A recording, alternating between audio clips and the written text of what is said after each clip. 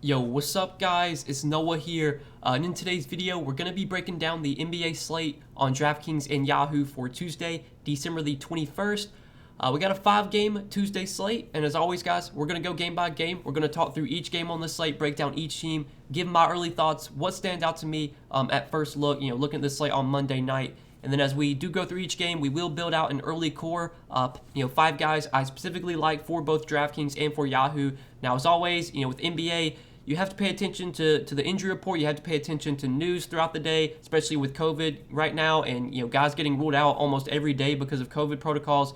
There's probably going to be guys that randomly get ruled out. It happens almost every day. You got to pay attention to injury news. I do provide a lot more updated content on Patreon. So if you really enjoy these first look videos and you want some of my more updated content, after injury news comes out and all that, I do provide that on Patreon. Link down below in the description. Get access to my updated core plays, my positional plays, my favorite plays at each position, my rankings, top 20 plays of the day, ranked in order of interest, my top values, favorite studs, all those guys you'll see, at the top of the rankings. And then I also give out some of my favorite picks each day on PrizePicks. So if you guys are new to the channel and you have not signed up for PrizePicks yet, go check them out. They are the sponsor of this video. Sign up, use code NOAH, and they will match your first deposit. PrizePicks will give you a free bet up to $100, and you can take a look at what they have to offer. They're a player prop based DFS site, so you're basically just picking the over or the under on players' projections. We do have a couple NFL games on Tuesday night, so as you can see, they have stuff up for NFL for the Tuesday night games. They don't have any NBA projections posted yet, but they'll get those posted early Tuesday morning. You can make some NBA picks, you can make some NFL picks, you can do like pick two together. You can do like multiple sports. So if you wanted to do like a 4-pick power play or a 4-pick flex play, you could do like 2 NBA picks and then 2 NFL picks. You can mix and match sports. PrizePicks does offer a ton of sports. It's a pretty fun site to play on. I've had a lot of success on PrizePicks. I know a lot of you guys have had success as well. So if you're new and you have not signed up, go check them out and sign up and use code NOAH. And again, if you want some of my favorite picks each day, along with the entries that I am playing myself, I give those all out on Patreon. You can check that out. Link down below in the description. But let's go ahead and take a look at Tuesday's 5-game slate. We're going to start off with the first game of the night, the Pacers and the Heat. Right out of the gate, this is not a super appealing game. Both these teams are pretty slow in terms of pace. I'm pretty sure both these teams are like bottom 10 in pace this year. Yeah, Miami is 28th in pace, and the Pacers are 24. So this is probably going to be a slow-paced, kind of low-scoring game. We only have 5 games today, so it's not like we can completely write this one off. But on the Indiana side, there's really not much I like from the Pacers today. Obviously, Malcolm Brogdon was out last game, but now he's expected back today. So that's going to take away value from guys like Sabonis and LeVert and Miles Turner, who we kind of looked to last slate when Brogdon was out. I don't see much I like here. I think, you're just kind of looking at tournament plays for the most part. Like Sabonis, I think is just kind of a low-owned tournament play. He's not going to really project that well at his salary. I think you're definitely overpaying for Sabonis right now. Brogdon, he would probably be my favorite at 8,100. I think Brogdon, I guess, is the most underpriced of all the main Pacers guys. I still think he's got 45, 50 point upside, but again, it's a not a great spot on the road against Miami, against a slow pace game. I just really don't like much here. I think you're just kind of looking at tournament dart throws for the most part on this Indiana team, and then on the Miami side, it's a little bit more appealing on Miami just because they're shorthanded right now. They're missing Jimmy, they're missing Bam. Tyler Hero's been out for a while. He's questionable once again. They're also missing PJ Tucker. So PJ Tucker, he's not really like a high usage player. He doesn't really demand the ball, but he does play a lot of minutes. So getting PJ Tucker out is going to open up more minutes for, probably like Dwayne Dedmon. A lot of times we'll see Dwayne Dedmon's minutes get cut a little bit because they can play PJ Tucker at center. Well, now that PJ Tucker's not available, they're probably going to play, Dwayne Dedmon and Yurt 48 minutes at center. You're probably going to see a somewhat even split in minutes between those two guys. Probably 26, 28 minutes for Dedmon and then 20, 22 minutes for Yurt 7. I think Dedmon might be the biggest beneficiary with PJ Tucker out. I think you'll see more secure minutes for like Duncan Robinson, Gabe Vincent as well. Obviously, assuming Hero's out. But Kyle Lowry, the first guy I want to talk about, 8,700. So Kyle Lowry's been pretty good these last few games. He's been playing massive minutes as well. 35 minutes against Orlando, 42 minutes in regulation last game against Detroit. 43, 42 DK points. He's been productive. His price tag, man, it's really, really high, though. He's 8,700, and for Lowry to be a guy that you have to have at this price point, he's going to have to go for at least 50 DraftKings points, if not more than that. I wish Lowry was cheaper. I think at 8,700, it's really tough to consider him a great play at this price tag. I still think he's viable because the upside is there without Jimmy and without Bam. But, Lowry's not that cheap. Tyler Hero at 7K. I think if Hero plays, he's kind of an appealing tournament option. He's been not great lately when he's been healthy. Obviously he's been out for like a week now. We don't know, if Hero returns today, we don't know what kind of minutes limit he's going to be on, if there will be a limit. Assuming that he would be full go, I think at 7K, Hero is at least viable. I don't feel great about him, but I think he's playable. But I really think, Dwayne Dedmon's the guy that I kind of like most from Miami. He's probably going to get the minutes here without PJ Tucker. That getting PJ Tucker out is going to allow for them to just, it's not going to allow for them. It's going to basically make them have to play Dwayne Dedmon or Yurt-Seven basically 48 minutes at center. Now, in this matchup against Indiana, a team that does play pretty big, that normally has one of Sabonis or Turner on the floor at all times, I think we will see Dwayne Dedmon play a decent amount of minutes. Now, they've played Indiana twice this year. I know one of these games was without Bam, and I can't remember how much Dwayne Dedmon played, but I don't think he played much. Yeah, he played 23 minutes, had 20 DK points.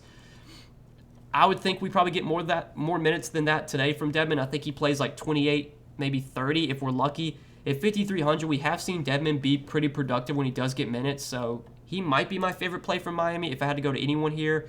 I think Duncan Robinson is a fine GPP play. Shot the ball terribly last game, obviously had a bad game because of that, but we've seen when Duncan Robinson does get hot, when he's making shots, he can put up 30, 35 DK points. I don't think he's a great play at 4,800, but he's at least viable. Max Strus at 4,700 is fine. He played a lot of minutes off the bench last game. He's played 34 minutes in back-to-back games. I think in order for me to consider Max Strus today, I would want Tyler Hero out. I think Strus and Vincent are only in play for me if Hero is out again. If Hero comes back, then I'd probably be off of Vincent and I'd be off of Strus too. And that's really it from Miami. We don't really know who's going to start in place of PJ Tucker. I guess they could go, they could just play small and play, Duncan Robinson at the 4 or maybe Max Strus at the 4. Or they could start KZ Opala, which is probably what they're going to do.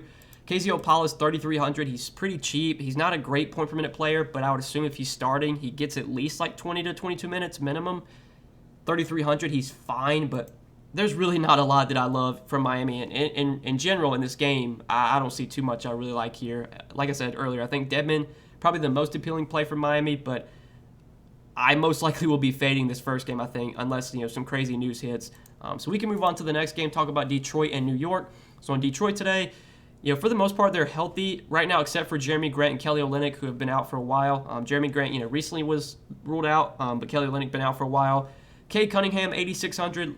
You're really paying for Cade Cunningham right now. He's not a guy that I feel like you have to go to at this price point. We've seen a really low floor from Cade Cunningham. We also have seen a pretty high ceiling. He does have at least 50 DK points in 2 of his last 4 games, but he's also put up 24 DK points, 29 DK points.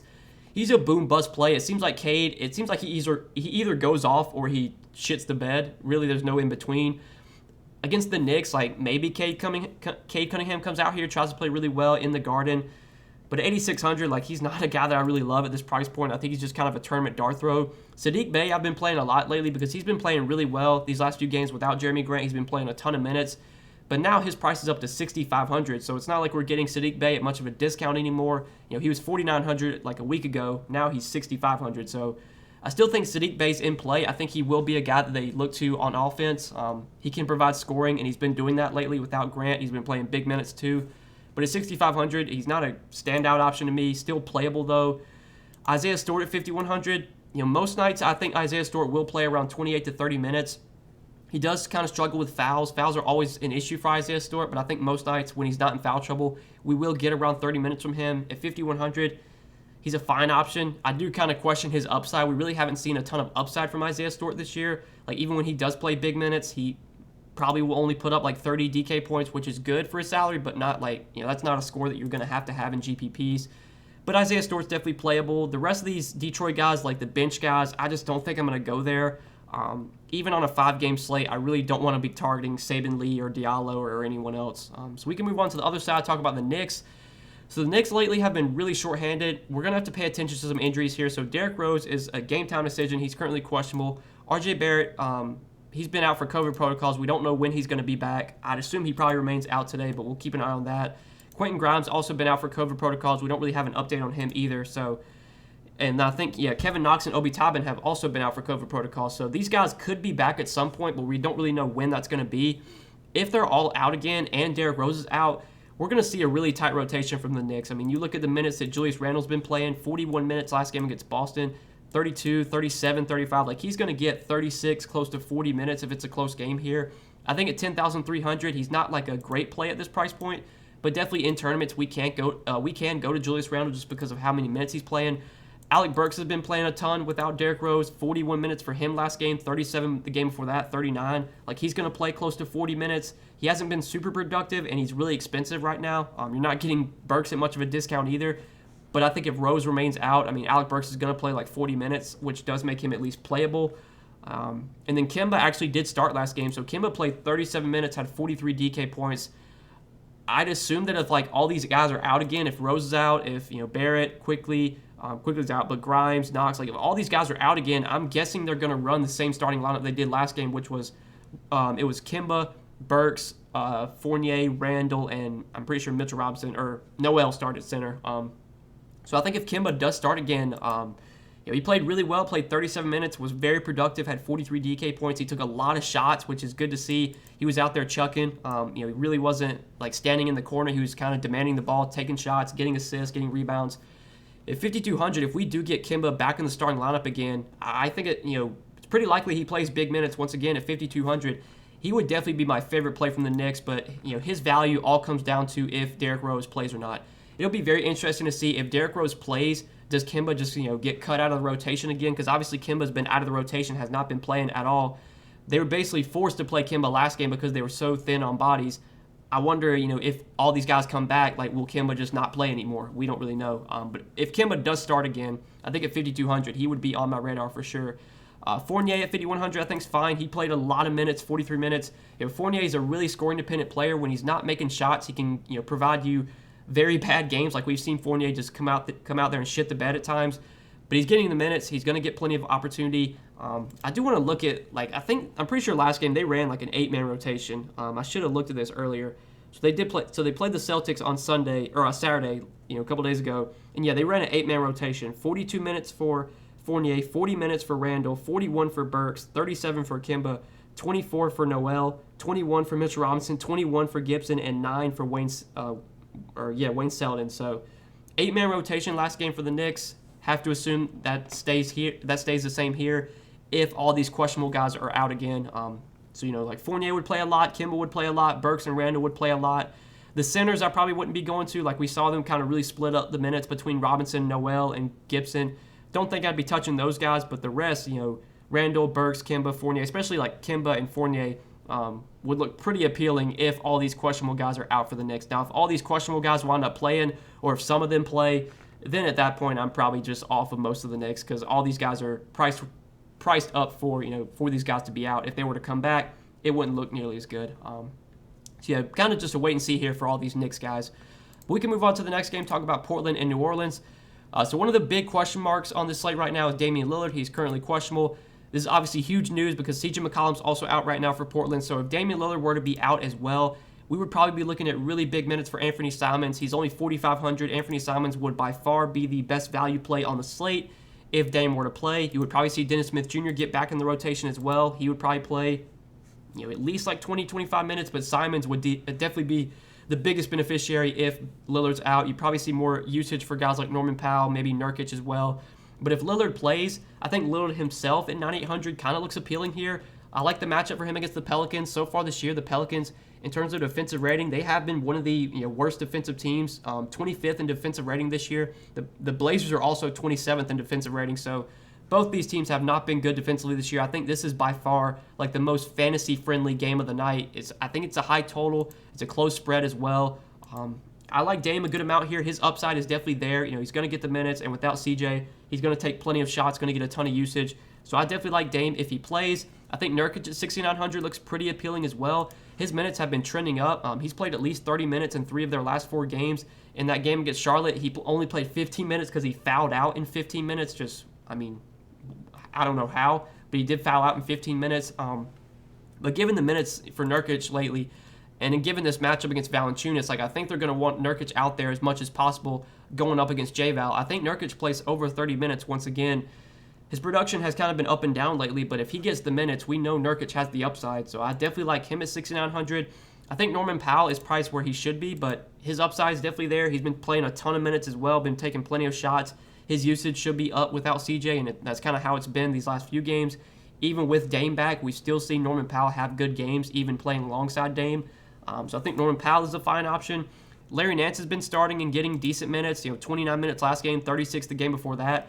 His production has kind of been up and down lately, but at 4,600, I think we do get like 30 minutes from Larry Nance, and that makes him a fine value play. I think he's someone we can go to. Simons, we talked about if Lillard's out. Love Simons if Lillard's out. Covington, not that high on. He's been getting minutes lately off the bench, but man, like Robert Covington's just not a great point per minute player. I know he's put up over 30 DK points in 3 of his last 5 games, but I don't want to be chasing that. Normally, Robert Covington is not a guy that we should rely on for that type of production. I'm fine just not playing him on this slate. The rest of the Blazers, I don't really have much interest in either, so I think that's it for the Portland side. Now, looking at the Pelicans here on New Orleans, Brandon Ingram at 8,900. Price where he should be, but I think the upside for him is definitely there in a good matchup against Portland, a bad defensive Portland team. Should be a pretty decent pace game. So far this year in terms of pace, Portland, they're 19th in pace, and the Pelicans are, where the Pelicans at? Pelicans are, I want to say they're about middle of the pack. They're actually 21st in pace. So pace-wise, you got 19th for Portland, 21st for Pelicans. Pace might not be great, but again, both these teams are not that great defensively. So I think it is a pretty decent spot for Brandon Ingram. I think he's priced where he should be, but at 8,900, he's playable. J-Val at 8,300, I do like quite a bit at center. We know J-Val, as long as it's a close game, is going to get over 30 minutes for the most part. At 8,300, I think J-Val's price is pretty appealing here. We know J-Val's got massive upside, can go for 50-plus DK points any night. I think he's for sure my favorite play from New Orleans, followed by Ingram. I think Josh Hart, just playing him for the minutes is fine. His production lately, it's been pretty good. 43 DK points last game against Milwaukee, 39 against Detroit, 33 against San Antonio. Normally, Josh Hart's not a guy you rely on for a big ceiling. He's pretty good to give you like 30 DK points, but rarely does he go out there and like break a slate and put up a score that you have to have. But he's going to play a lot of minutes, and at 5,700, if you're getting someone at this price point that's going to play as many minutes as Josh Hart will, that does make him a solid option. Devontae Graham at 5,400, I really haven't been on this year, but he's been looking a lot better lately. He's been producing at a pretty high rate. He's been taking a lot of shots. He's been shooting the ball well. 36 DK points against OKC, 46 DK points last game against Milwaukee. I don't know if this continues for Devontae Graham. We know he's been really up and down this year. He's not been the same productive player that he was when he was on Charlotte. But at 5,400 in a pretty decent matchup in one of the better game environments of the night, I think Devontae Graham makes some sense too. So yeah, really, there's just a lot to like in this game. A lot of tournament plays here. I don't know if there's any like core options. I will say Dame, I think, is a really standout play. I think obviously if Dame were to sit, like Anthony Simons would be a core play for sure. But there's a lot of good tournament options. Ingram, J-Val, Hart, Devontae Graham, like all these guys are in play for me. In general, I think this is probably the most appealing game on the slate. But we can move on to the next one, talk about Minnesota and Dallas. So in Minnesota today, Karl-Anthony Towns, 9,900.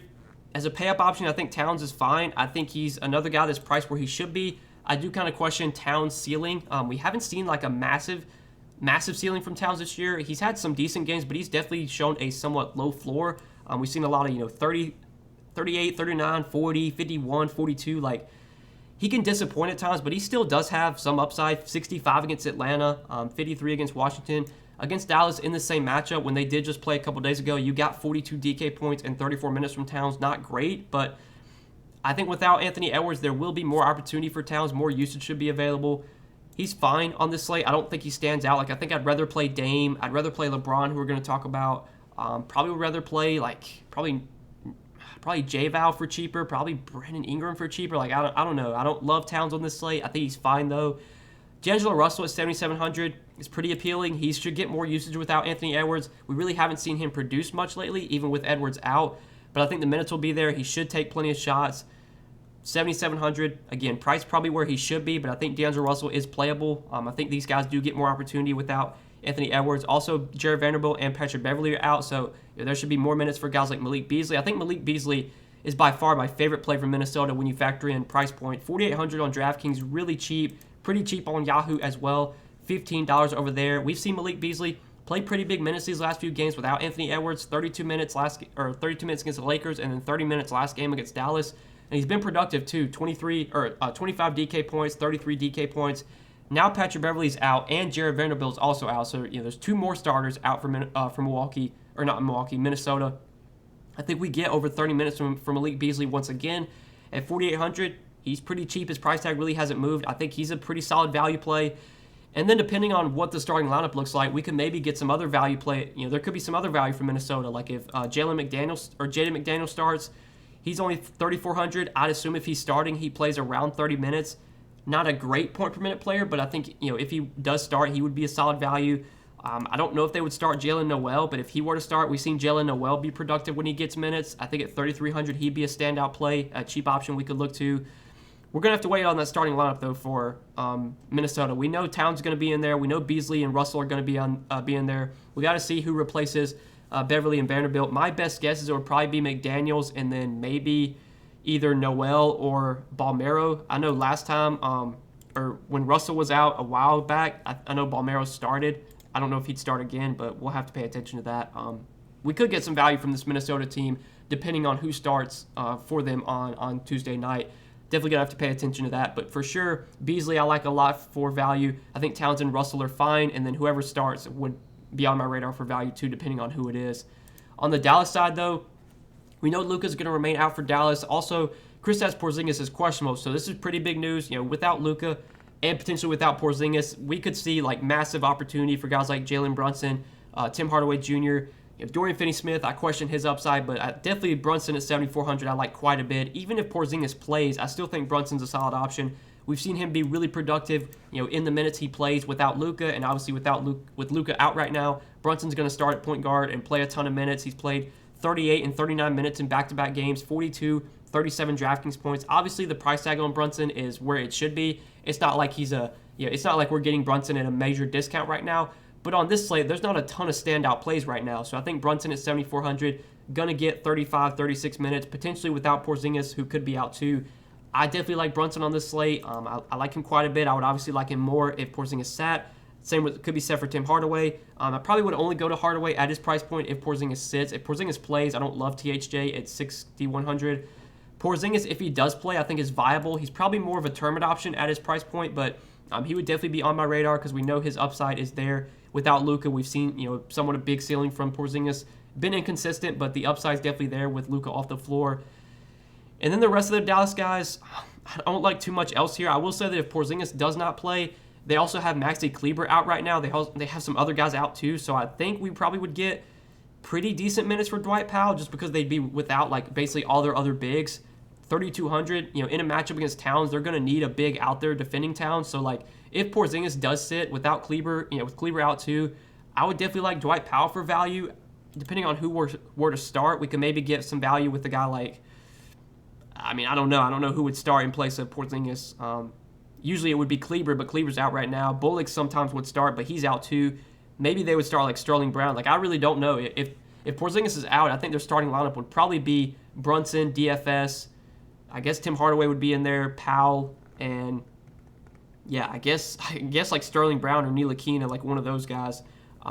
Sterling Brown, maybe if he starts at 3,100, could be viable, but don't feel great about him. I think for the most part, if Porzingis plays, Porzingis is fine. Brunson, I really like though. Tim Hardaway's fine. DFS is fine. If Porzingis is out, Brunson looks even better. Tim Hardaway would look pretty appealing. DFS would be fine, and then value-wise, I think Dwight Powell would definitely be in play for value if Porzingis does wind up sitting. But that's it for this game. We can go ahead and move on to the last game of the night, the late night hammer, the Phoenix Suns and the LA Lakers. This is I would say on this slate, I think this is the most appealing game right now just because of on the Lakers side with how shorthanded the Lakers are right now. You're going to have to look to some Lakers on this slate. We'll have to wait and see what other news opens throughout the day, like if we get any other value during the day. On Phoenix, there's not as much I like on Phoenix. Devin Booker's back for Phoenix. He did play last game. Only played 26 minutes, but it was a big-time blowout. I want to say that Booker probably would have played more if it was a close game. 8,500, I doubt I'd go to Devin Booker on this slate. It's his second game back from injury. He was pretty productive, though, in those 26 minutes, had 34 DK points. I think he's playable, but don't love him. I think Chris Paul at 9,100, especially now that Booker's back, is not that appealing. You're really paying a premium for Chris Paul right now, and with Booker back, I think that hurts him enough to where I don't want to really go to him. I think it's a pretty good spot for DeAndre Ayton, especially with Anthony Davis out for the Lakers right now. I mean, it's going to be either DeAndre Jordan or Carmelo Anthony guarding DeAndre Ayton, and obviously that's a matchup that Ayton can win in, he can excel in. The $8,200 price point for Ayton is pretty high. You're paying a premium for him right now. You're not getting him at a discount either, but I think he does offer a pretty big ceiling in this good matchup against the Lakers. I do have some interest in DeAndre Ayton. Mikal Bridges should play a lot. They're going to want him out there guarding LeBron, but I don't really like his upside that much. And the rest of the Phoenix guys I'm kind of off of, especially now that Booker's back. That takes away value from Payne and Johnson and everyone else. So I think it's just like Ayton, Booker's fine, and that's really it. Maybe Jay Crowder we could look to for value. He probably plays like 30, 35 minutes if this is a close game. He's 4,500. I want to say that we're probably going to get better value open up as the day goes on, but I think Jay Crowder is at least a playable option on this slate with minimal value right now. But let's talk about the Lakers. The Lakers are definitely one of the most shorthanded teams on this slate. I think they are the most shorthanded team. No Anthony Davis, no THT, no Kim Bazemore, Dwight Howard out, Malik Monk out, Avery Bradley out, Trevor Ariza I think is expected to play. He's probable, and then Kendrick Nunn out, Austin Reeves out, and then I think Sekou was waived. So last game, the Lakers pretty much ran an 8-man rotation. Big minutes for LeBron, big minutes for Westbrook, big minutes for Carmelo Anthony. Isaiah Thomas played big minutes. Wayne Ellington played big minutes, and then DeAndre Jordan played like 20 minutes. Rondo played like 25 minutes, and then Trevor Ariza played like 15. And then you did see Chauncey Brown. Don't know much about this guy, but he played 5 minutes. I don't think we should really project him for a ton of minutes, but very likely we see an 8-man rotation for the Lakers tonight if this is a close game. LeBron, I think, is just going to play a ton. I think his upside is a lot higher with AD off the floor. He's just going to get so much usage, so much opportunity. The offense is going to run through LeBron like it did last game. Took 21 shots, had 63 DK points. Like, LeBron's been really, really good for fantasy this year. He has shown a lot of upside. Even when Westbrook's been healthy, even when AD's been healthy, LeBron's still been solid. And now you take AD off the floor, I think we can expect an even heavier workload for LeBron. I think we can expect him to play big minutes if this is a close game. I think LeBron's one of the best pay-up options on the slate. I like him a lot on both sides. 11-1 on Draftkings. And on Yahoo at power forward, $48 over there. I like LeBron quite a bit on this slate. I think Westbrook's a riskier option. Westbrook just hasn't been that good this year. You're overpaying for Westbrook right now. Like, he's not shown the upside to be worth this price point. I think Westbrook's best games this season have come when LeBron's been out. Westbrook just hasn't been good playing alongside LeBron, so I don't really like him at 10-4. I mean, you look at his game log, like, he doesn't have a single game over 50 DraftKings points in his last 10. It's really tough to go to Westbrook right now at 10,400. I will say, though, if you do play on Yahoo, like, Westbrook's actually pretty cheap on Yahoo. He's $34. He's the same price tag, or he's $1 less than Ingram, $2 less than Chris Paul, only $1 more than J-Val. Like, I think I'd be more likely to play Westbrook on Yahoo, but even then, like, I still don't like him that much over there either. He's not been great playing alongside LeBron. LeBron's just going to have the ball in his hands so much, and he's going to be the guy that really dominates the usage. But then the rest of the Lakers, so Carmelo Anthony, 4,600, I think looks like a pretty strong value play. I like him quite a bit on both sides too. 4,600 on DK, $19 on Yahoo. He played a lot off the bench last game, played 30 minutes, and I'm pretty sure he started the second half over DeAndre Jordan. Now, I don't think they're going to do that again. Like, I don't think they're going to start Carmelo Anthony at center. I think in this matchup against Ayton, they're going to want DeAndre Jordan out there for at least a decent amount of time. I do think Carmelo Anthony will play a lot, though, especially because they need scoring right now, and Carmelo Anthony can at least provide that. We know when he's on the floor, he's going to shoot. He's going to take plenty of shots. He's going to get rebounds. He's a productive player when he's on the floor. He's 4,600. He probably plays 30 minutes here. I think Carmelo Anthony looks like a pretty decent value play with AD out, with Dwight Howard out. The opportunity is going to be there. The minutes are for sure going to be there. I like him as a value play. I think Isaiah Thomas, back in our lives, Isaiah Thomas has been out of the league for a while. But it shows you how down bad the Lakers are right now. They pick Isaiah Thomas up off the street from the G League, and he literally comes in and has to play big minutes because they don't really have anyone else. His first game with the Lakers, he played 22 minutes. Last game against the Bulls, he actually started and played 32 minutes. Now, his production so far with the Lakers, it's been okay. 25 DK points in 22 minutes. Last game, 17 DK points in 32 minutes. But the minutes, that's what we really care about. He played 32 minutes last game. He started. I'd assume he starts again and plays over 30 minutes because if they're going to run an 8-man rotation, you're going to see big minutes for guys like IT. Wayne Ellington, I don't really like Wayne Ellington as a value, but he's playable. IT, though, we know at least when he's on the floor, he will take shots. Now, playing alongside LeBron and Westbrook, it's going to be tough for IT to get a ton of usage alongside those guys, but maybe when LeBron's off the floor for rest, maybe when Westbrook's resting, maybe IT will get some minutes without those guys. He should be really productive in that time. I think at 4K, Isaiah Thomas, assuming he's still starting, looks like a pretty decent value play just with how shorthanded this Lakers team is right now, and he's minimum salary on Yahoo, so I think you can definitely play Isaiah Thomas over on Yahoo as well. I'll be very interested to see what his ownership projection is, if he's going to be like really chalky or if nobody's going to play him. I have a feeling he's going to be pretty popular since he started and played 32 minutes last game, but we'll have to wait and see what ownership looks like there. But yeah, like Wayne Ellington played 36 minutes last game. He probably plays over 30 minutes again. Not a high upside player, but he's going to get the minutes, which makes him a fine value. DeAndre Jordan started, played 21 minutes. I think in this matchup against Ayton, they're probably going to start DeAndre Jordan again and play him around 22, 24 minutes at 3,800. I think DeAndre Jordan is a okay value play. I do question his minute ceiling. Like, I don't think DeAndre Jordan's going to go out there and play like 35 minutes, but I think it's pretty likely he gets low to mid-20s, which makes him an okay option. And Rondo got minutes off the bench. He played 24.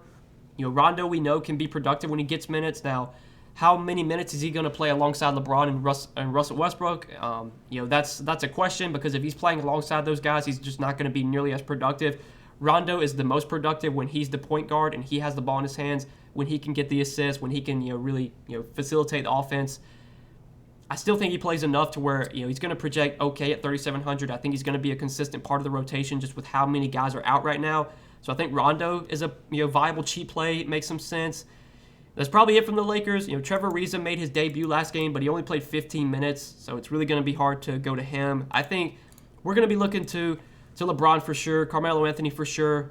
Westbrook, I'm not as high on, but LeBron and Carmelo I like a lot. I think Isaiah Thomas is in play for value. I think Wayne Ellington, DeAndre Jordan, Rondo are fine GPP plays as well if you're looking for cheap options. But with how shorthanded this Lakers team is right now, running an 8-man rotation, these guys kind of look appealing just because they're going to get the minutes as long as the game stays close. But that's it, guys. That's it for all 5 of these games on Tuesday. I hope you guys did enjoy this game-by-game breakdown. I do appreciate you watching. If you did enjoy, please do hit the like button down below. Hit the subscribe button as well. Check out the sponsor of the video, PrizePicks. Go sign up for PrizePicks. Use code NOAH when you sign up for PrizePicks, and they will match your first deposit. They will give you a free bet up to $100, and you can take a look at what they have to offer. You can make some picks for tonight's NBA games. We also have some NFL games tonight, so if you want to make some NFL picks, you can do that as well. You can mix and match sports on PrizePicks, but do sign up and use code NOAH when you do, so they will give you that 100% match on your first deposit up to $100. And again, if you want some of my favorite PrizePicks plays each day, along with the entries that I'm playing myself, you can go become a Patreon member and get access to all that, link down below in the description. But that's it, guys. Good luck on this Tuesday slate. Hope you guys enjoyed the video. We will see you in the next one. Peace.